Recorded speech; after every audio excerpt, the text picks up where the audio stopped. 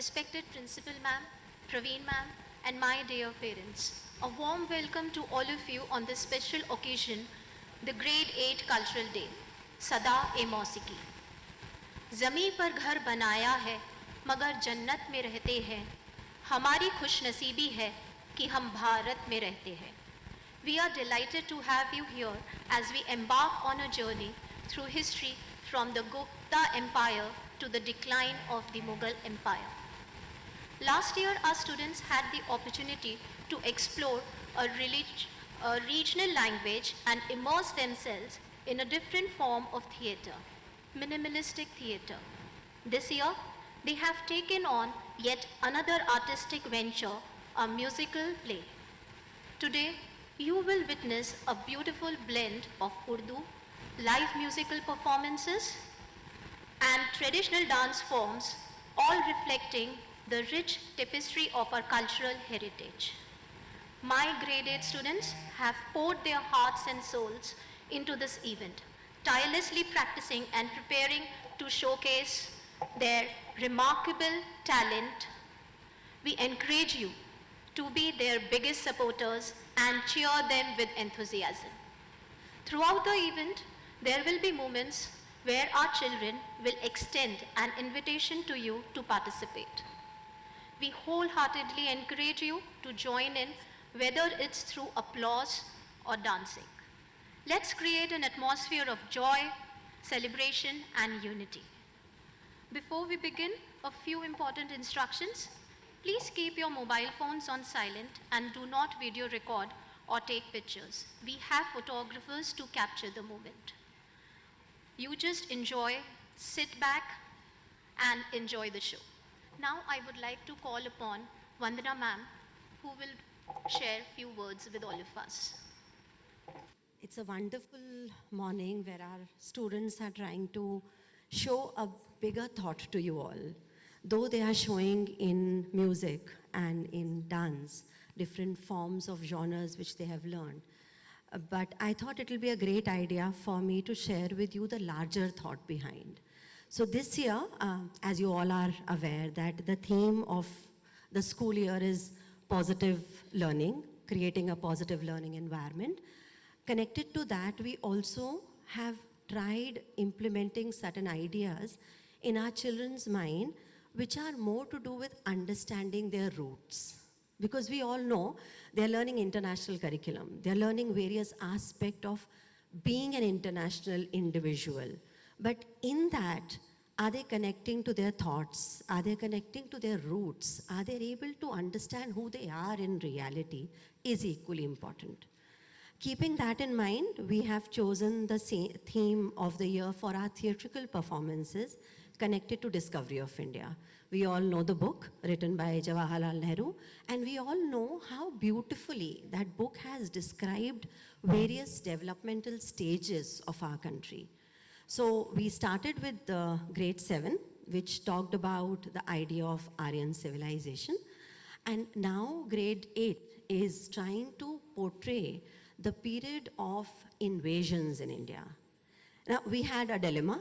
Should we project history as it is, or should we take the beautiful aspect, the positive aspect of historical development and show that to our children?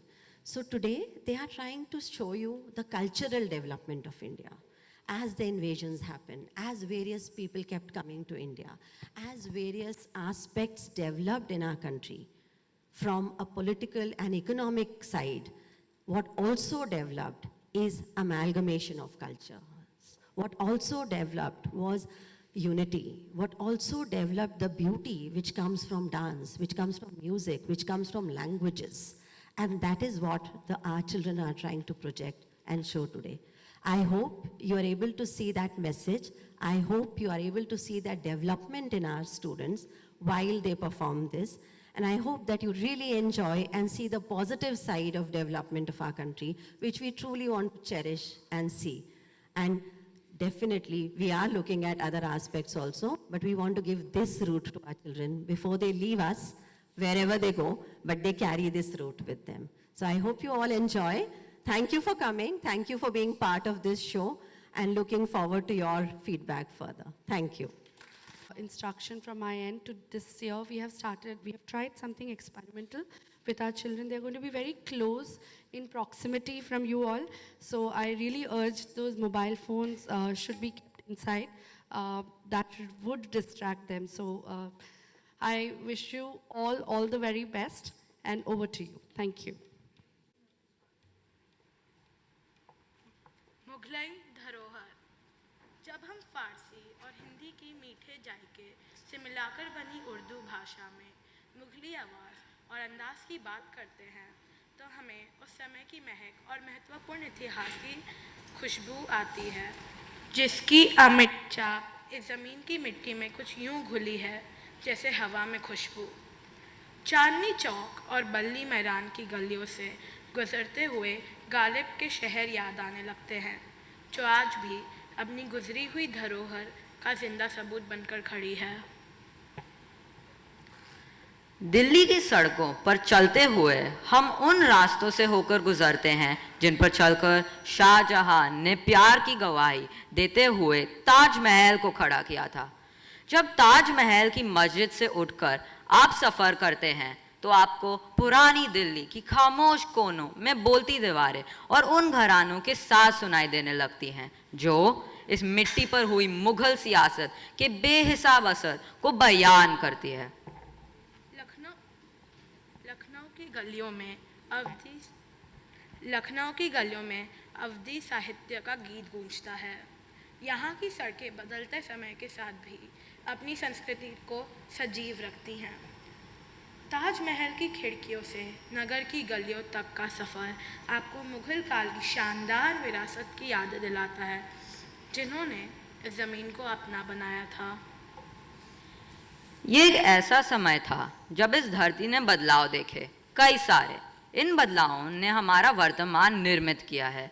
आज हम अपने वर्तमान को गढ़ने वाले एक ऐसी ही बीती समय की ओर बढ़ चले हैं। मुग़ल सल्तनत की कहानी उस तक की ज़बानी जो एकमात्र गवाह है उस गुज़रते समय की, जिसमें हुए उन सब बदलावों को सिर्फ देखा ही नहीं बल्कि जिया भी है और आगे भी जिएंगे।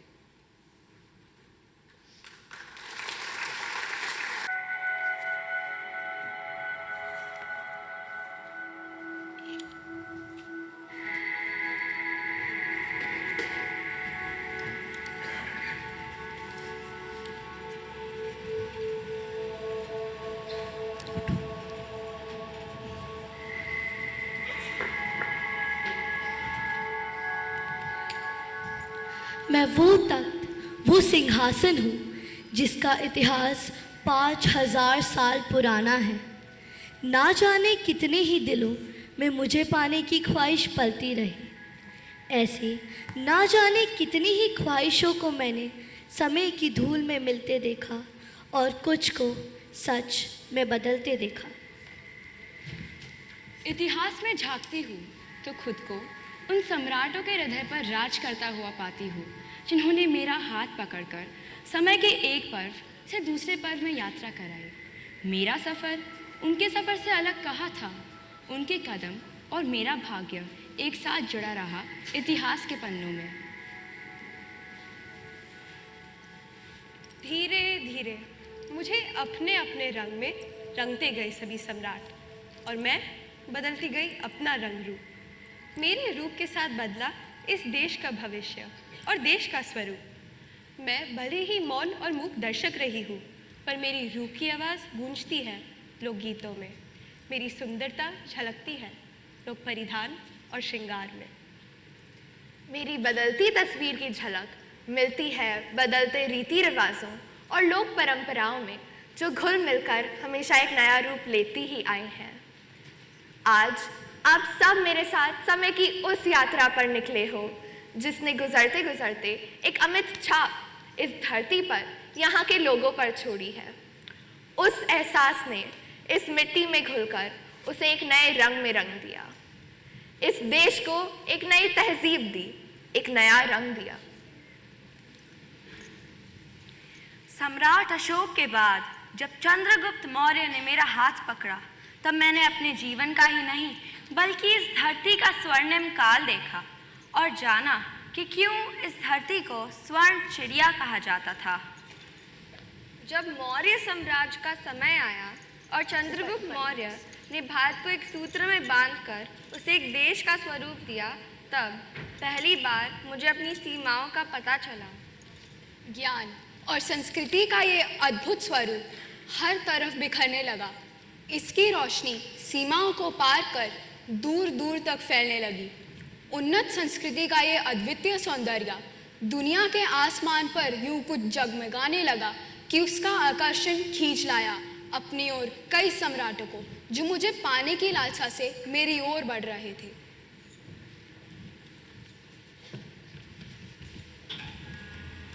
मैं अपनी शोभा देखकर स्वयं पर इतनी गर्वित हूँ कि मैं उसे शब्दों में अभिव्यक्त नहीं कर सकती।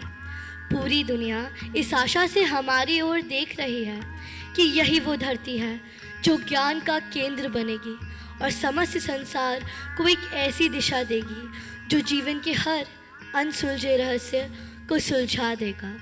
आज मैं नालंदा विश्वविद्यालय के परिसर में यहाँ के पुस्तक संग्रहालय में खड़ी हूँ। 90 लाख अमूल्य ज्ञान से भरी पुस्तकों से सजा है ये कक्ष। अभी मेरे राजा महाराज समुद्रगुप्त हैं। गुप्त साम्राज्य का स्वर्णिम काल, जब आर्यभट्ट, कालिदास और चाणक्य जैसे महान विद्वान भारत की धरती पर उतरे। इसी तलाश और ज्ञान की ओर खिंचे चले आए दार्शनिक और यात्री। नालंदा विश्वविद्यालय की पुस्तकालय में अद्भुत एक दृश्य रच रहा था। यहाँ धार्मिक विचारक, बौद्ध महात्मा, गुरुओं और विद्वानों की आवाज़ आकाश में गूंज रही थी। नमस्तेऽस्तु भगवन् विश्वेश्वराय महादेवाय त्र्यम्बकाय।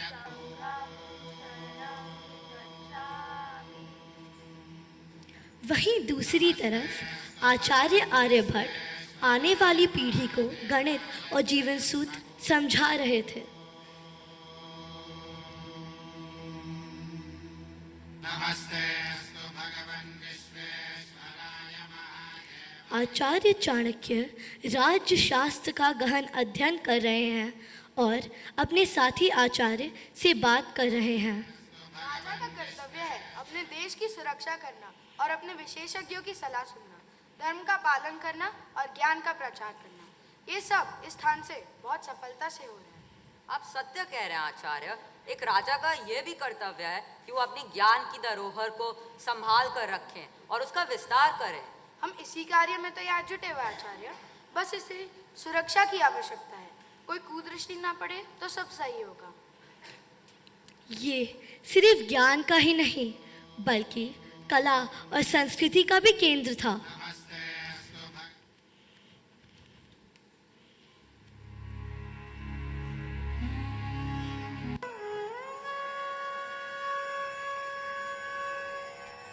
तद्धित्तां तजं तां धां धित्तां तजं धीं धीं धां तजं धूं धूं तजं जं जं धां।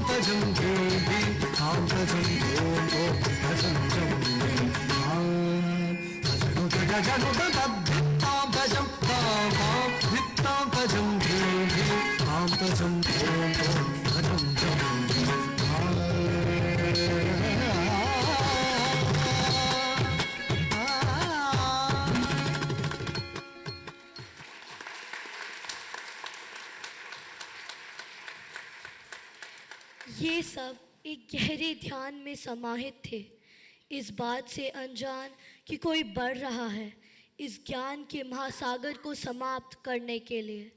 बख्तियार खिलजी, जिसकी व्यक्तिगत कुंठा और अहम की बलि चढ़ने वाली थी ये ज्ञान की गंगा।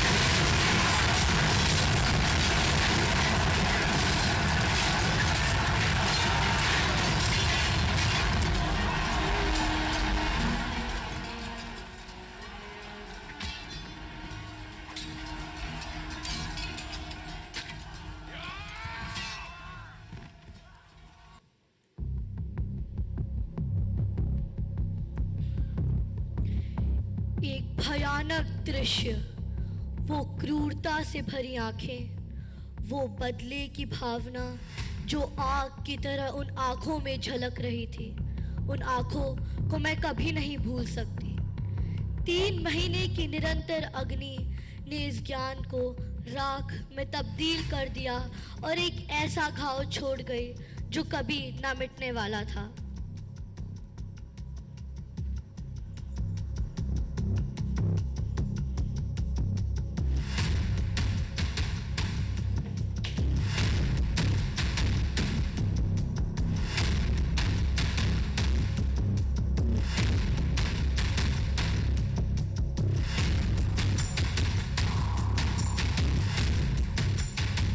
मैं कहाँ कभी किसी एक का हाथ पकड़ चल पाई हूँ। बदलाव ही मेरी नियति है, चाहे किसी ने छल से पाया हो, किसी ने बल से, पर ये खोने पाने की निरंतर यात्रा चलती रही और समय बीतता चला गया। भारत ने जहाँ एक ओर एक देश होने की संकल्पना पाई, वहीं दूसरी तरफ हिंदुस्तान बनने की प्रक्रिया भी शुरू हो चुकी थी। संतों और सूफी फ़कीरों ने समाज को एक नया ही रंग दे दिया था।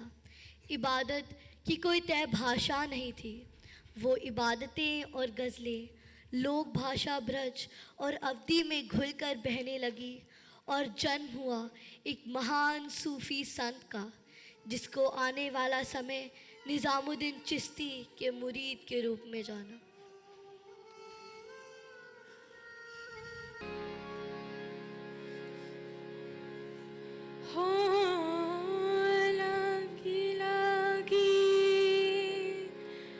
सब कहे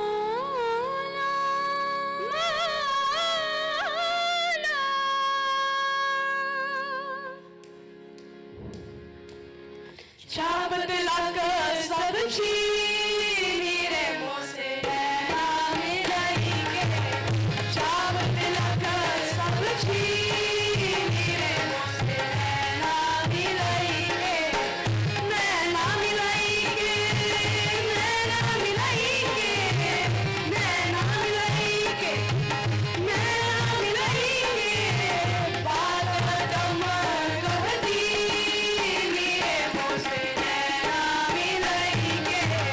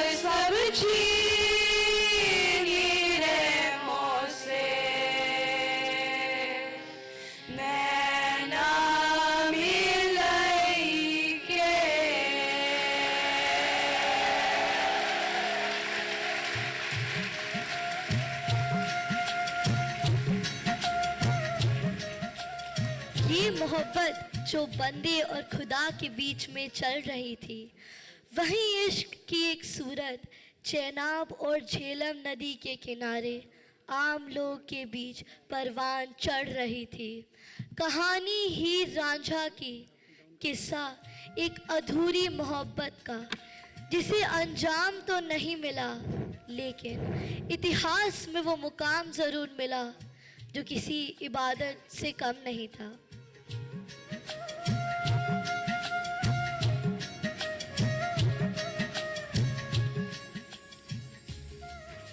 हीर, ले मैं तेरे लाई चूरी चुरा के लाई हाँ।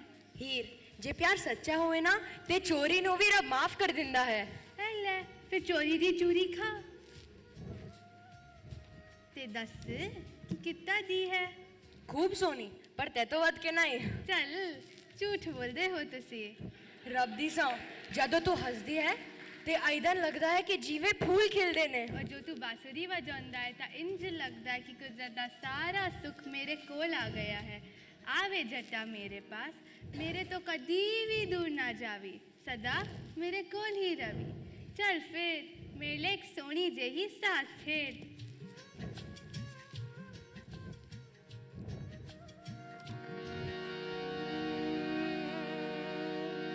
ओ जावो नी कोई मोड़ लिया वो, नी मेरे नाल गया लख लड़के। ओ अल्लाह करे जिया जावे सोनिया,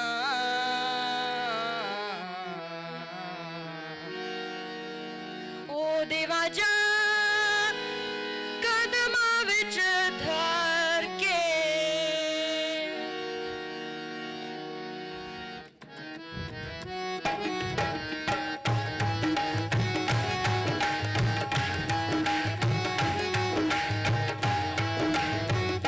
ओ चल्ला बैरी ओ पूरे वतन माहीदा, दूरे वे जाना पहले, पूरे वे जाना पहले, पूरे वतन माहीदा, दूरे वे गल सुन छलिया। ओ छोरा गदा लाया जूरा,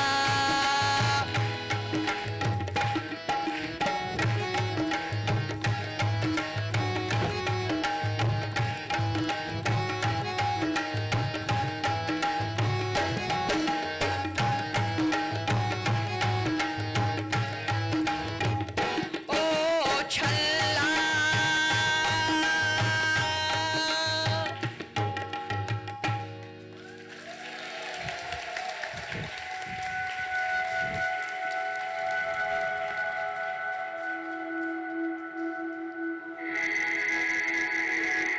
मोहब्बत, इबादत और जंग के बीच मैं बीतती चली और रूप बदलता गया।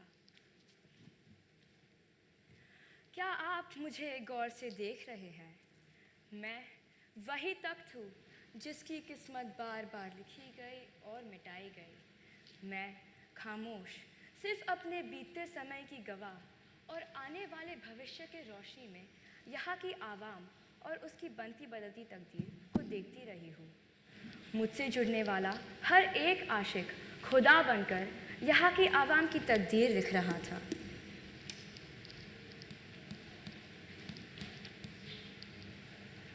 खिलजियों के बाद आए तुगलक और उसके बाद एक लंबा सिलसिला मुझ तक पहुँचने का चलता रहा।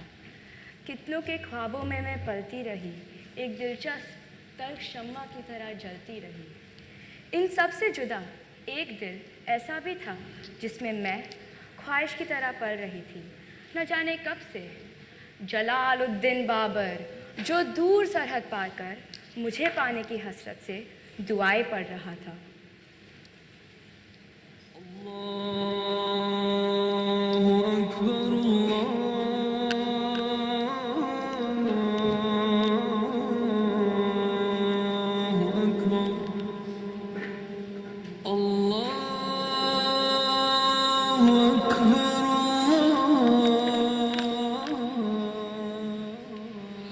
अस्सलाम वालेकुम आपा।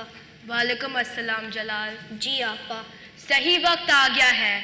जब तुम जलाल से शहनशाह जलालुद्दीन बाबर बनने की अब्बा के उस ख्वाब को मुकम्मल करो जो उन्होंने देखी थी। शमशीर बांधो और चलने की तैयारी करो। दिल्ली के उस तरफ रुख करने का दुरुस्त वक्त यही है। बाबर का रास्ता मुझ तक पहुंचने का इतना आसान नहीं था। ख्वाब को उसके मंजिल तक पहुंचने के बीच उसका इंतज़ार कर रहा था इब्राहिम लोदी का लश्करे हुजूम।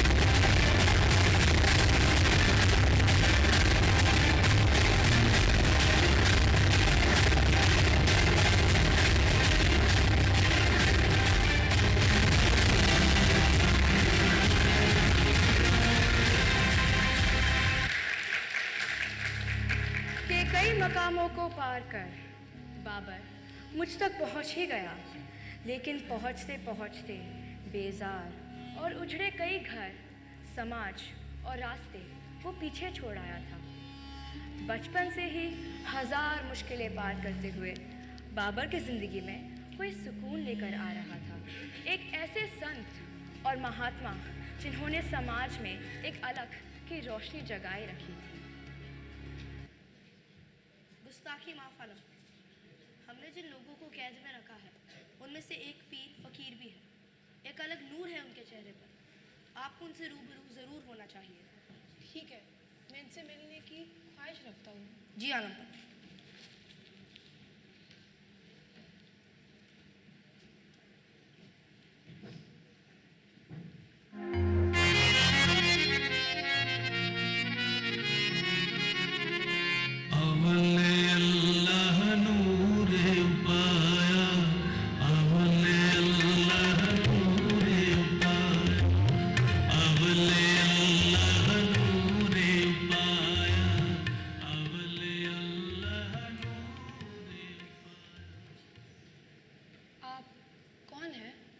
मैं भी तुम्हारी तरह रब का ऊपर वाले का बंदा हूँ।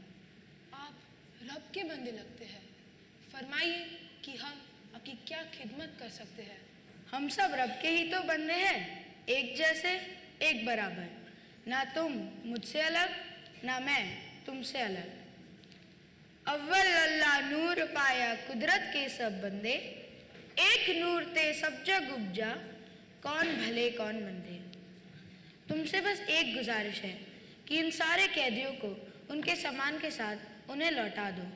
किसी के दिल पर जोर ज़बरदस्ती से राज नहीं किया जा सकता, लेकिन प्यार नाल सब जीता जा सकता है। ना जाने क्यों आपकी हर बात कबूल कर लेने की मेरी भी आरज़ू है। मैं आपकी सभी बात कबूल कर लेता हूँ। सभी कैदियों को उनके सामान के साथ रिहा किया जाए, हुकुम की तामील की जाए। गुरु नानक जी से हुई उस एक मुलाकात ने बाबर के मन पे एक गहरा असर छोड़ा और उसने उसे आशीर्वाद दिया।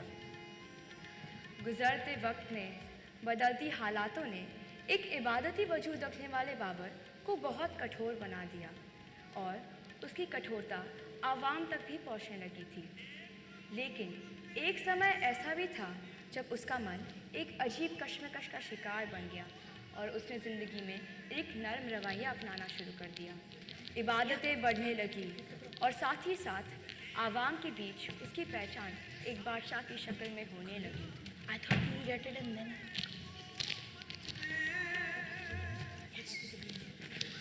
मेरे मौला की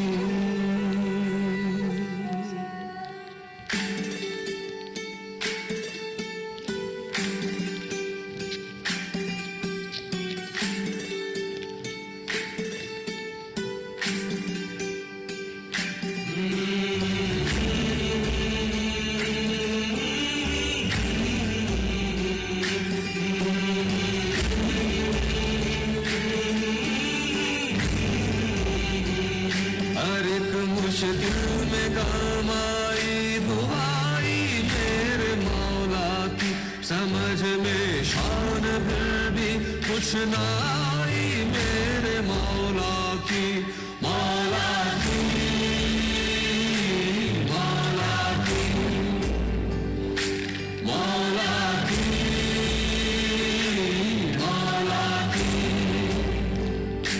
मौला की, मौला की,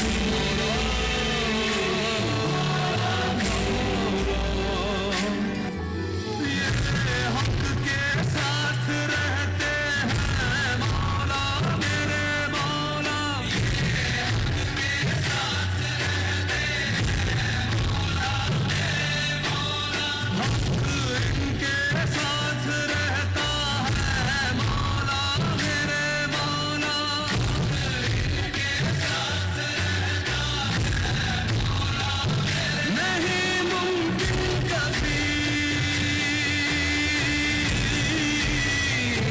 नहीं मुमकिन कभी हक से जुदाई मेरे मौला की, समझ में शान फिर भी कुछ ना आई मेरे मौला की, समझ में शान फिर भी कुछ ना आई मेरे मौला की, मौला की,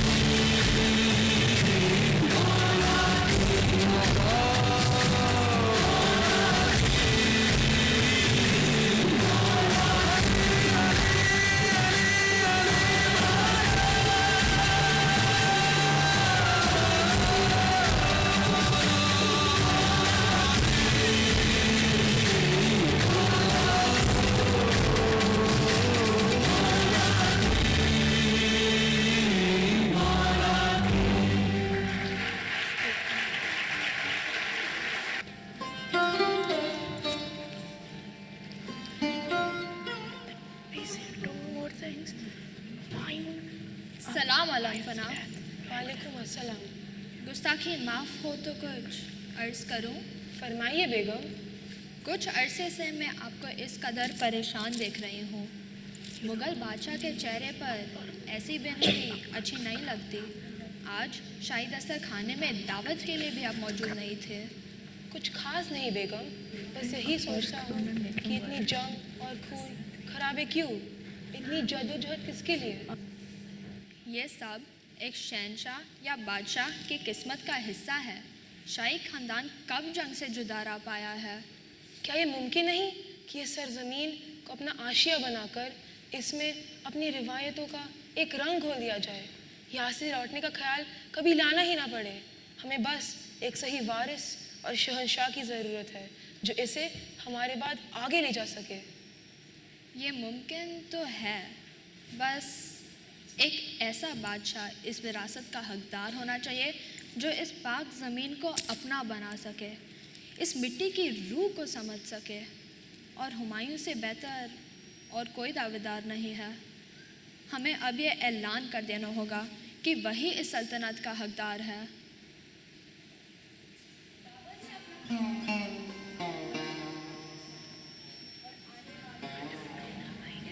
सियासत और सल्तनत की बुनियाद रखी जिसने मुझे एक अलग ही रंग में रंग दिया। मुग़ल सल्तनत की नींव जिसका वारिस बना हुमायूं, उसका झाबाज बेटा, एक दिलेर सिपाही और समझदार शासक।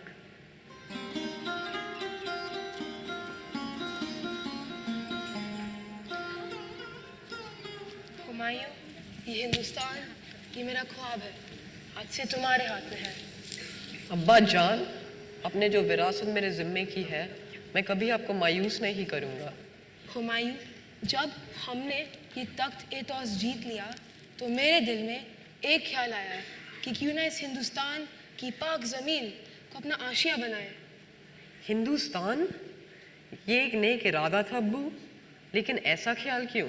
देखो हुमायूं, ये ज़मीन इतनी पाक, इतनी रूहानी, इतनी खुशनुमा है कि इससे ज़्यादा मुनासिब और कोई जगह मुझे नहीं लगती आने वाली नस्लों के लिए भी। हाँ, मैं आपके बात से इत्तेफाक रखता हूँ अब्बू। हमने जिस मुग़ल सल्तनत की बुनियाद यहाँ रखी है, हम चाहते हैं कि तुम उसे इंसानियत और अदल के रंगों से रंग दो। यहाँ के लोगों को आराम, अमन और इंसाफ मिले। हमको एक नए हिंदुस्तान की तस्वीर बनानी है। अपना किया हम लौटा तो नहीं सकते, लेकिन मरहम ज़रूर लगा सकते हैं। ये बेशक हो सकता है अब्बू, और मैं इस ख्वाब को हमेशा जिंदा रखूंगा। हमें तुम पे नाज है हुमायूं, सलामत रहो, ये सपना ज़रूर कबूल होएगा। आमीन।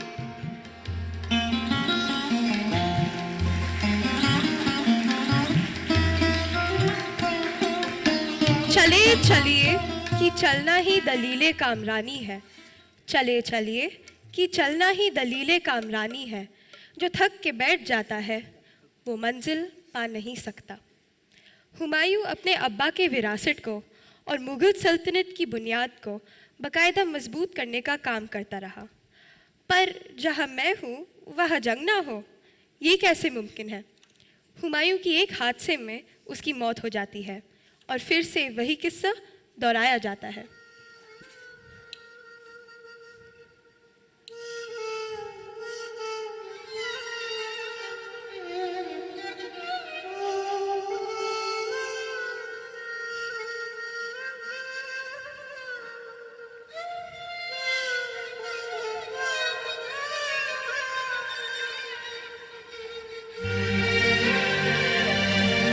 अकबर, हुमायूं का बेटा, 13-14 साल का एक छोटा सा बच्चा अपने मरहूम अब्बा और इस सल्तनत के बादशाह के जाने के बाद उसका पूरा कमान अपने हाथ में महफूज कर लेता है। अकबर सिर्फ एक बादशाह ही नहीं बना, बल्कि एक ऐसा इंसान भी जिसने मुग़ल सल्तनत के सुनहरे दौर का इतिहास लिखा। वो एक ऐसा शहंशाह बना जिसने कला, संस्कृति और साहित्य के ऐसे रंग इस ज़मीन के मिट्टी में घोल दिए जिसकी कोई तुलना है ही नहीं। उसने महलों में बैठकर बादशाहत नहीं की, उसने आवाम के बीच जाकर उनकी धड़कनें समझने की कोशिश की, उनकी रूह को पहचाना, उनके दर्द को अपनाया। क्या धर्म और क्या जाति, उसने सभी बंदिशों को पार कर अमन के कभी ना भूलने वाली मिसाल कायम की।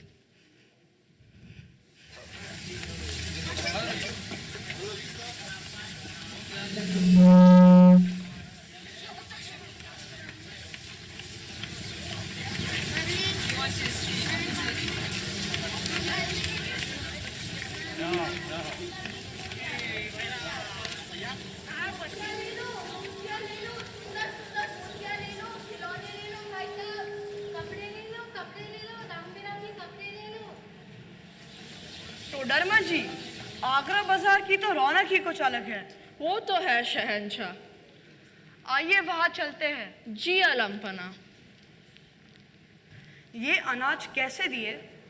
ये 1 दिनार का 1 सेर, ये 3 दिनार का 1 सेर, और ये चावल 4 दिनार का 1 सेर। 4 दिनार? ये तो कीमत तो बहुत ज्यादा है। ज्यादा है तो मत लो ना, लेना देना है नहीं, फिजूल मेरा वक्त बर्बाद मत करो, रास्ता नापो। तभी से बात करो, जानते हो किससे बात कर रहे हो? कोई बादशाह है कि अनाज मुफ्त में दे दूं? वैसे भी आधा पैसा जमींदार ले जाता है और आधा पैसा रियासत के सैनिक। ऐसी बादशाह किस काम की? चलो चलो रास्ता नापो। ये सिक्के हमें दो, बिना रसूल ले तुम कहीं नहीं जा सकते। मेरे पास इतना ही पैसा है, इसे मत ले जाओ, राहत करो। ये शाही खजाने का पैसा है, तुम्हारा नहीं। ये कैसा नियम है? लोग खुश क्यों नहीं लगते हैं? ऐसी बादशाहत किस काम की जिसकी आवाम मुझसे खुश ना हो? बदहाली मैं हूँ। ये सच है जहाँपना। इस हालत में बदलाव का कोई तो रास्ता होगा। इस वाक़ये ने अकबर के मन में एक अजीब कश्मकश पैदा की, लेकिन हर रास्ता जो मुश्किल हो उसका जवाब इंसान या तो खुद में ढूंढता है या फिर खुदा में।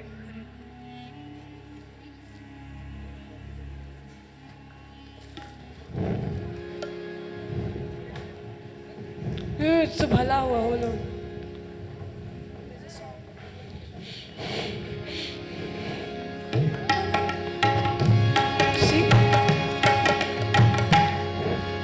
भला हुआ मोर घगरी फूट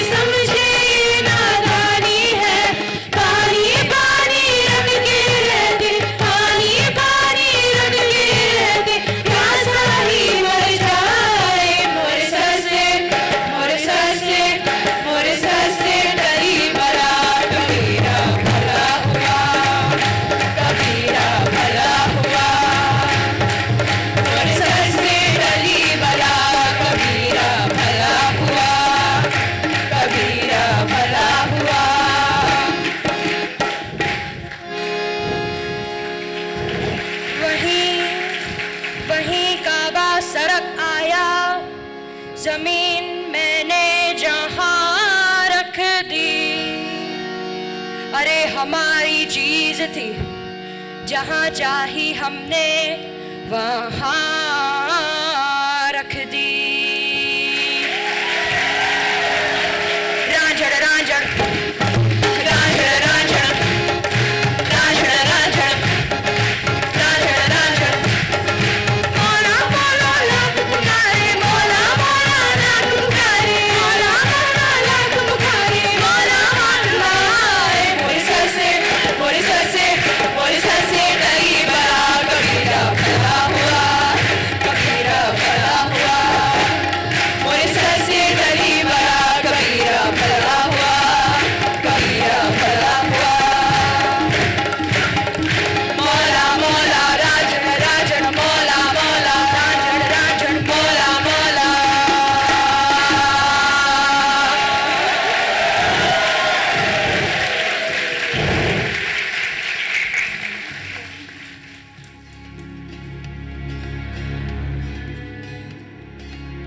वापस महल आकर अकबर ने कुछ ऐसे फैसले लिए जिसने इतिहास में उसके वजूद को एक महान और नेकदिल शासक के रूप में दर्ज किया।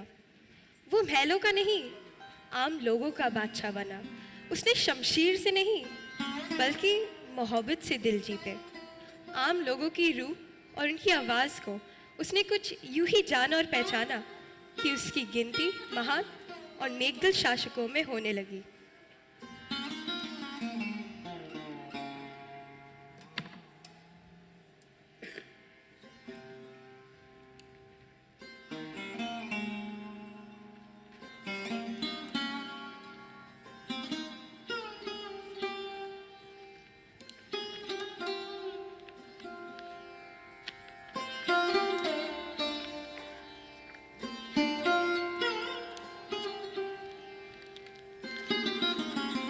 टोडरमल जी, हुक्म की तामील की जाए।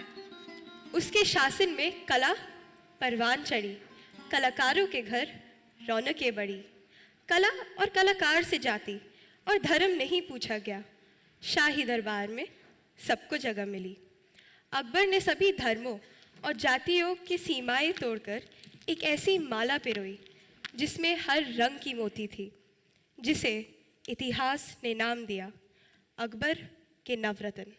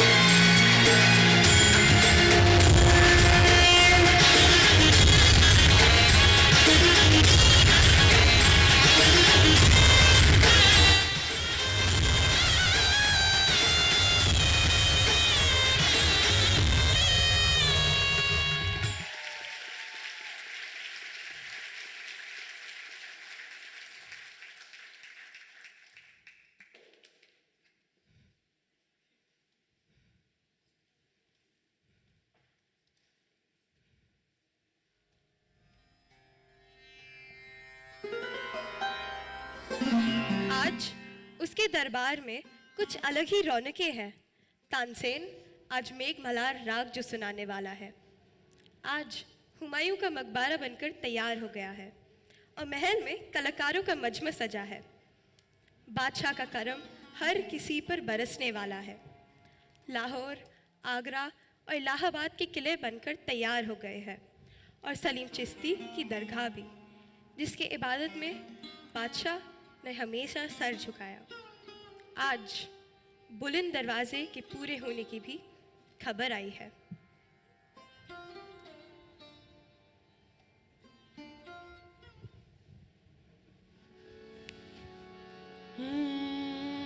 गरज गरज आज मेघ गणन गणन छायुरी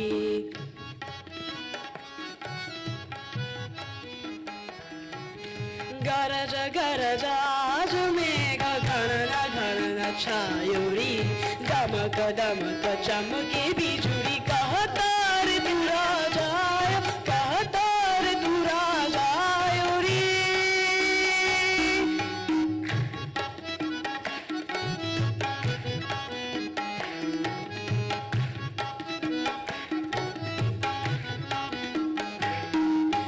गरज गरजाज मेघ गणना छायोरी दमक दमक चमके बिजुली कहतार दूरा जाय कहतार दूरा जायोरी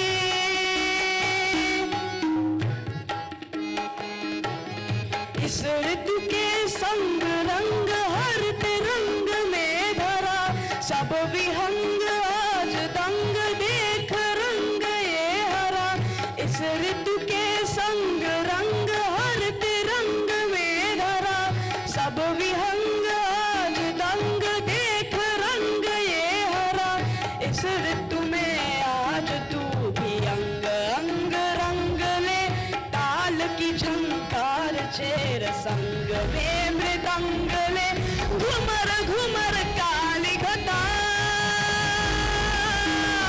घुमर घुमर काली घटा रोज रूप धर धर के धरती का रोम रोम धर के धर के धर के गरज गरज आज मेघ घन छायोरी दमक दमक चमके बिजुली कहतार दूरा जाय कहतार दूरा जाय कहतार दूरा जायोरी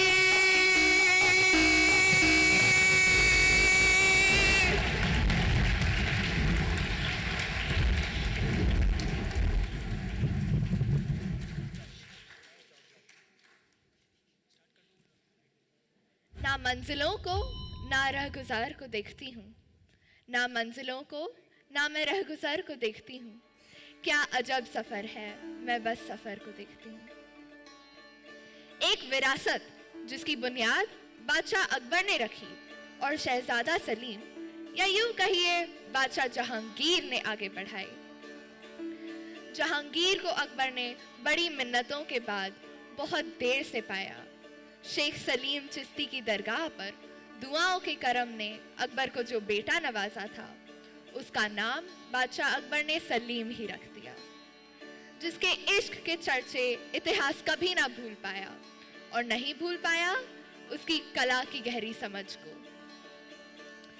मुगल शासन का सुनहरा दौर अगर अकबर ने कायम किया है तो कला, कविता, शेर व शायरी का दौर जहांगीर ने। वो कला का इतना शौकीन था कि उसने अपनी पूरी जिंदगी शराब और नज्म के नाम कर दी। इस दौर में मुगल सल्तनत की पूरी कमान संभाली जहांगीर की बेगम नूरजहां ने।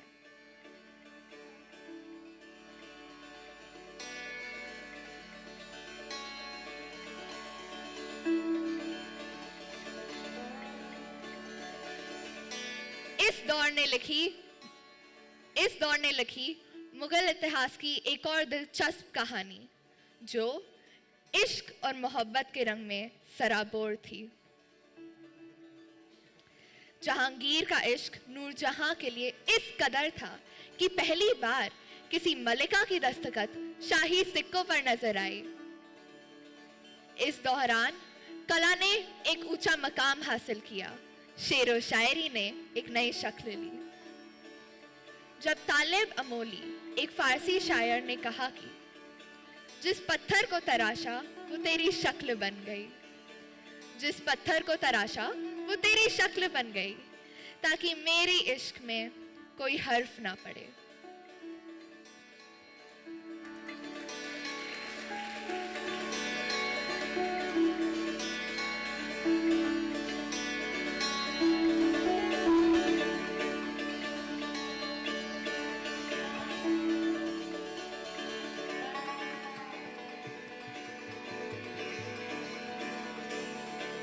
इश्क की ये दास्तां यहाँ ख़त्म नहीं होती। कहते हैं अगर इश्क हद से ज़्यादा गुजर जाए तो बीमारी है और अगर ना गुजरे तो अदाकारी। शाहजहां और मुमताज़ का भी इश्क कुछ इसी तरह था। साहब आलम, कुछ पूछने की गुस्ताखी कर सकती हूँ? आपको हमसे इजाज़त लेने की ज़रूरत क्या है? बेफिक्र फरमाइए। ये बताएं कि आपके मद्देनज़र अक्ल की इंतहा क्या है? अक्ल की इंतहा हैरत है। हैरत? तो फिर हैरत की इंतहा क्या है? हैरत की इंतहा इश्क या मोहब्बत है। इश्क, मोहब्बत? तो फिर मोहब्बत की इंतहा क्या है? इश्क ला इंतहा है, उसकी कोई इंतहा नहीं है। लेकिन आपने तो खत में लिखा कि मैं तुम्हारा इश्क की इंतहा चाहता हूँ। किसी बादशाह ने कभी गलती कबूल की है? मैं तेरे इश्क की इंतहा चाहता हूँ, पर मेरी सादगी तो देखे कि मैं क्या चाहता हूँ। अगर हम ना रहे इस ज़माने में तो आप हमें किस कदर याद रखेंगे? देखिए बेगम, हम वो दिन आने नहीं देंगे, और अगर किसी बदकिस्मती से दिन आ भी जाए तो हम एक ऐसी इमारत बनाएंगे जिसका मिसाल हर इश्क करने वाला दिया करेगा। इश्क की इस मुकद्दस दास्तान ने दुनिया को एक ऐसा अजूबा दिया जो इश्क से ज़्यादा इबादत की शक्ल लिए था। पाक सफ़ेद संगमरमर से बनी एक ऐसी निशानी जो आने वाली कई नस्लों को अपनी कहानी सुनाती रहेगी। ताजमहल जो बेशक मुमताज़ के जाने के गम में बनाया गया था, पर उसे देखने वाले कभी मोहब्बत से इनकार नहीं कर पाए। पर आज की शाम गम की नहीं, इश्क के रंग में रंगी है। शहंशाह ने अपनी मलिका के लिए बनवाया है शीश महल, और इसी खुशी में छेड़ा है अपनी मोहब्बत का राग, इश्क की नज़्म।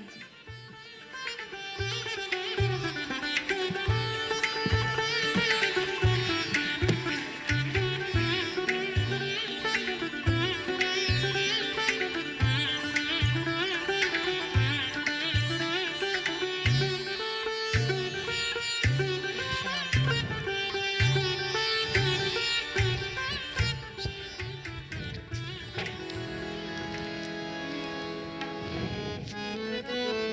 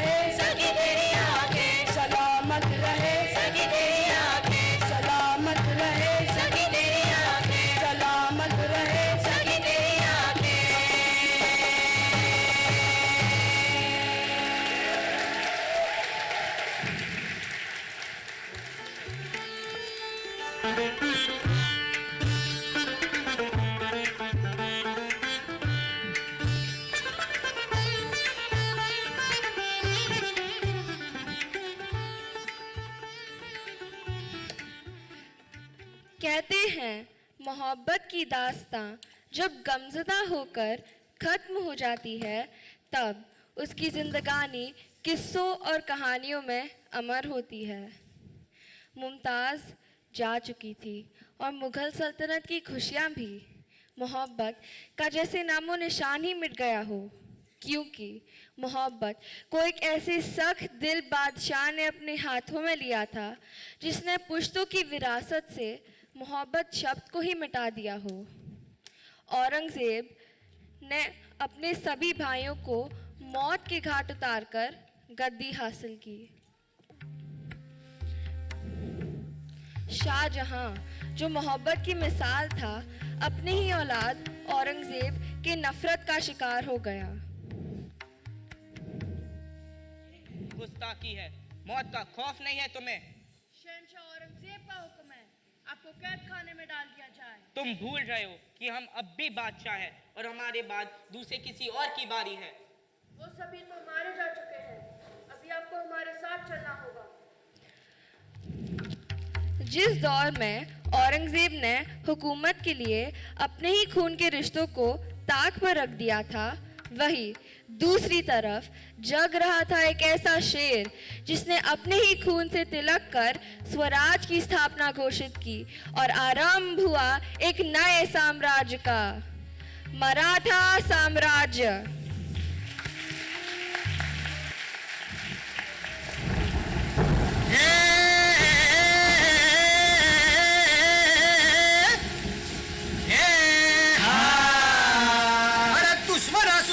गनीम असू दे, किती बी हुशार, शिवरायांच्या बुद्धियुक्तीचा लागणा पार, शिवरायांच्या बुद्धियुक्तीचा लागणा पार, हे लागणा पार, लागणा पार, अरे लागणा पार, लागणा पार, हे शिवरायांच्या बुद्धियुक्तीचा लागणा पार।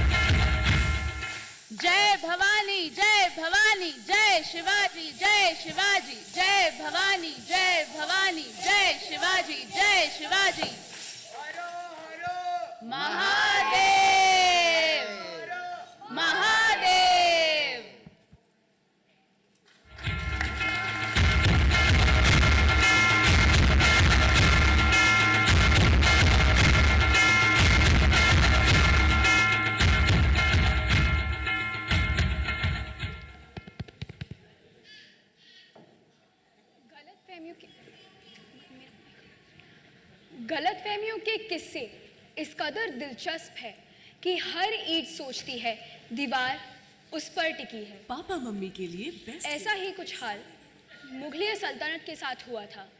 शासन और हुकूमत की इस जंग में हर कोई जीतने की कोशिश कर रहा था। औरंगजेब के बाद मुगल सल्तनत में ऐसा कोई नहीं आया जो मेरा दामन मजबूती से थाम सके। उसके बाद के सभी बादशाहों ने वो समा नहीं बांधा जो उनकी रौनकें वापस लौटा सके। इस बुझती रोशनी और मिटती सल्तनत के बीच कहीं दूर पुरानी दिल्ली में एक के बली मरान के पेचीदा गलियों में एक फनकार अपने सांसों से एक अमर प्रेम संगीत बयान कर रहा था। वो अपने लफ्ज़ों से और अपने कलम से जादू कर रहा था। मिर्ज़ा गालिब जिसे आने वाली सदियां कभी भुला नहीं पाएंगी, जब उसने कहा कि रोज जले फिर भी खाक ना होए, रोज जले फिर भी खाक ना होए। अजीब है ये इश्क भी साहिब की, बुझकर भी राख ना होए।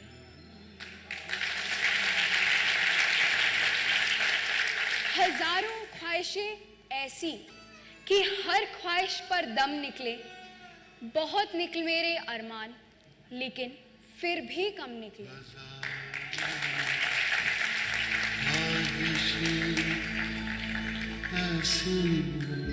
कहते हैं कि आम जनता अपना रंग अपने ही तरह से बदलती रहती है। वो महलों के मोहताज नहीं होते, बल्कि वो अपनी अलग एक परंपरा और संस्कृति को साथ लेकर चलते हैं। इस देश के मिट्टी ने भी कई रंग देखे, लहू के भी और इश्क के भी। पर दिलचस्प बात तो ये है कि ये ज़मीन हर रंग में उतनी ही खूबसूरत लगती रही। अभी तो इन रंगों में कुछ और भी रंग थे जो अभी शामिल होना बाकी थे। मैं उनका आगाज सुन पा रही हूँ। 7 समुंदर पार कोई फिर मुझे पाने की हसरत से योजनाएं बना रहा है। सियासत अभी इस बात से बेखबर है कि एक तीसरी दावेदारी समुद्री रास्ते से होकर मुझे पाने के लिए बढ़ रही है। धोखे की शक्ल इतनी खूबसूरत है कि सब उसके बहलावे में आकर सब कुछ हारने वाले हैं। अधरूनी सब फर्क भूलकर सभी एक धागे से बंधने वाले हैं। धागा प्रेम और एकता का, धागा देशभक्ति का, भाषा स्वराज की। Gentlemen, I am deeply troubled by the state of affairs in India. We cannot ignore the immense wealth and treasure that lie in that faraway land. The time has come for us to extend the dominion of the British Empire to the jewel of the East, India. Your Majesty, the Indian subcontinent is a land of limitless wealth. It is a treasure trove of spices, silk, and minerals. It is a land of diverse people, cultures, and traditions, ripe for the taking. Your Majesty, control over India would secure our dominance in global trade. We could establish a firm foothold in the heart of Asia, ensuring our continued prosperity for generations to come.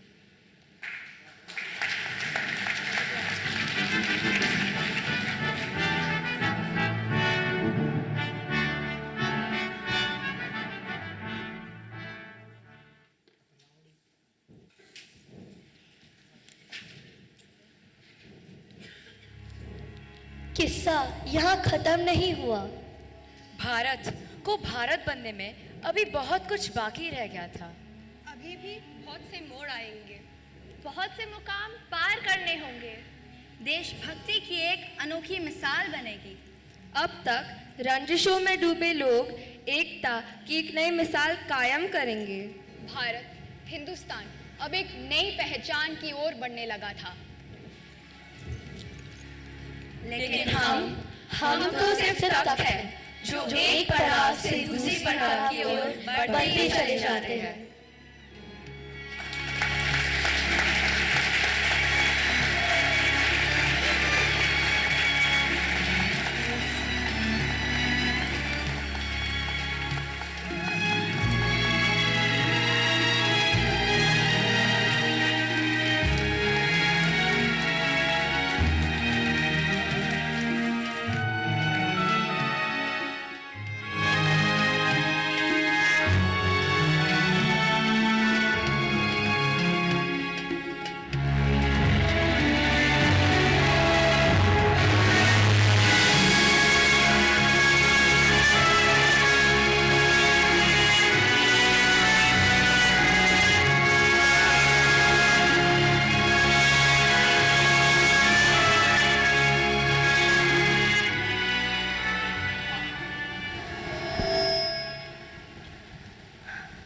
और यह था हमारी कक्षा 8वीं का सांस्कृतिक कार्यक्रम, जिसकी निर्देशिका है स्वाति कुमार मैम।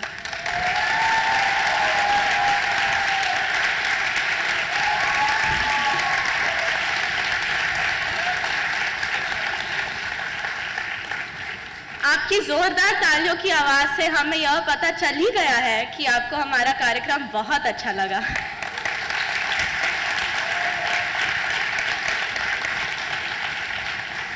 हमारी मेहनत और कला ने आज एक अलग ही रंग बिखेर दिए हैं, जिसके गवाह आप सब बने। इसके लिए मैं आप सभी की आभारी हूँ।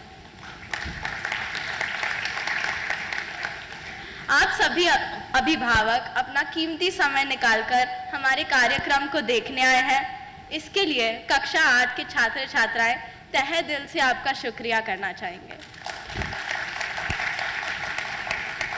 2 सप्ताहों की कड़ी मेहनत, साथ में काम करने की ताकत और कौशल के कारण ही इतने कम समय में यह नाटक कामयाब हो पाया है। सभी छात्रों की तरफ से मैं अन्वी चोपड़ा, हमारी प्राचार्य Vandana ma'am, Praveen ma'am, Neha Jain ma'am, Swati ma'am और सभी शिक्षकों को दिल से धन्यवाद देना चाहूँगी।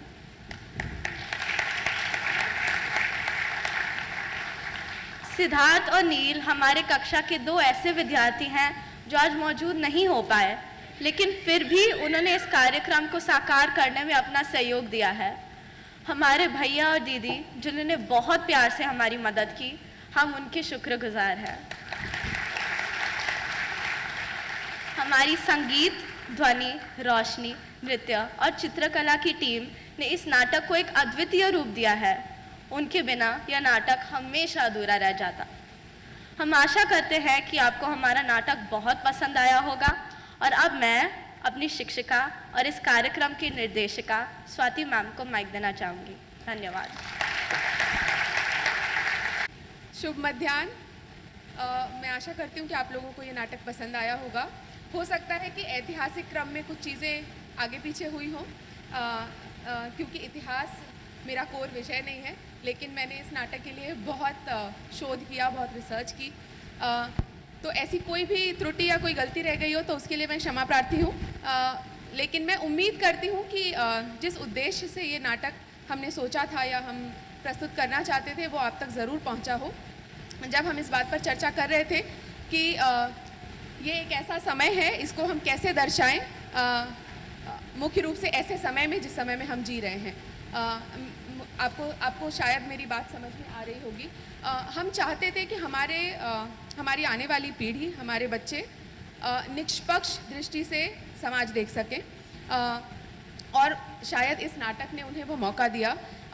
हम हमेशा इतिहास का एक पक्षीय रूप रखते हैं बच्चों के सामने या किसी के भी सामने, या हम शायद खुद भी वैसे देखते हैं। लेकिन कहते हैं कि जब भी इतिहास अपने आप में चलता है वो तख्त से बाहर निकलकर समाज में अपनी एक रूहानी आवाज़ उसकी होती है। समाज, लोग, जो जनता और आवाम है वो अपने रंग में चलती है और उन रंगों को दर्ज नहीं किया जाता। हमने कोशिश की कि हम आवाम के रंगों को दर्ज करें, हम आवाम और जनता की भाषा को यहाँ पर दिखाएं। मैं उस समय में नहीं थी, लेकिन कहते हैं कि अगर आपको किसी समय का इतिहास देखना है तो आपको उस समय का साहित्य पढ़ना चाहिए। क्योंकि मैं साहित्य के विद्यार्थी हूँ, मेरे लिए शायद ये कनेक्शन बिठाना, ये संपर्क स्थापित करना थोड़ा आसान हो गया, क्योंकि मैं इन भाषाओं को पढ़ती हुई आई हूँ और उन कवियों को पढ़ती आई हूँ। जो लिखते हैं वो समाज के बीच रहते हैं, वो उनकी धड़कनों को समझते हैं। इसीलिए आपने अमीर खुसरो को सुना 12वीं शताब्दी में, आपने हीर रांझा को सुना, आपने इश्क की वो आवाज़ें सुनी, इबादत की वो आवाज़ें सुनी जो कबीर ने छेड़ी, रहीम ने छेड़ी, जो मीराबाई में गूंजती है, वो सारी आवाज़ें हमने यहाँ लेकर आने की कोशिश की। हम चाहते थे बच्चे उन कविताओं से रूबरू हों, हम चाहते थे बच्चे उन गज़लों को समझें, उन शेरो शायरों को समझें जिससे उनका नाता बहुत कम पड़ता है। और मैं आपसे ज़रूर साझा करना चाहूँगी कि इस पूरी प्रक्रिया में जहाँ पर हमने ये शुरुआत की थी कि व्हाट इज़ मैकदा, so from that point till now they understood each and every word and the emotion of it, and they know that there is another language for love, and they can express in this language also, instead of let's go on a date. So this is also a language. And it's a very beautiful language where nothing has to come straight forward and it can be said very subtly and very beautifully. So I think they have accepted that fact. and I'm so glad that I got a batch जिन्होंने सिर्फ 15 दिन की मेहनत में ये पूरा किया है. So I think a big thanks to all the kids.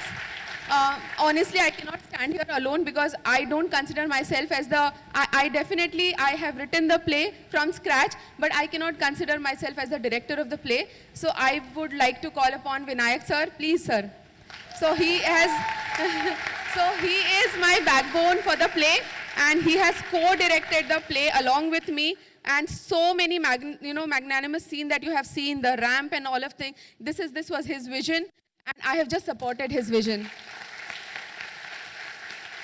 Thank you so much, Vandana ma'am, for giving us clarity, that what to pick and what is really important for this generation. Sometimes it's an insight for all of us also. We are in the learning phase, and ma'am is that guiding light, the way Babar got it. I am also getting it. Thank you so much, ma'am, for being with us and guiding us and saying yes to so many things. Thank you, ma'am. Thank you, Praveen, ma'am, for saying, for supporting so well. And I want all the teachers and students to come on stage. You are the hero. You have just taken the, limelight today. Please, teachers and students, everybody, please come on stage. Everyone, please. Whoever is backstage, please come back. Our art teacher, our language teachers, our Didi, Bhaiya, everybody, Sodexo team, everyone, please come.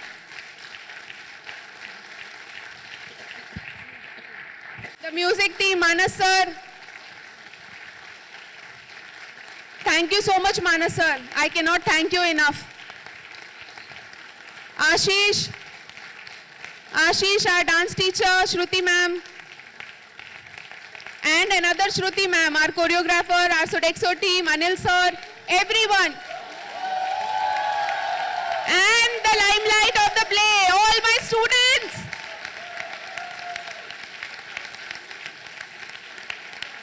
You people were fabulous.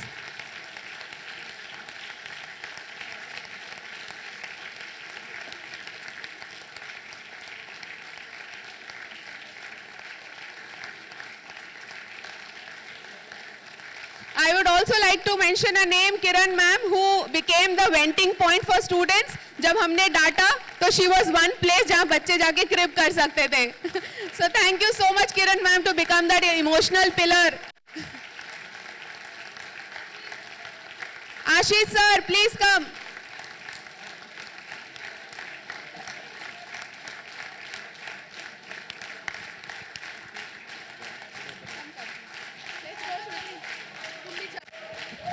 Come on.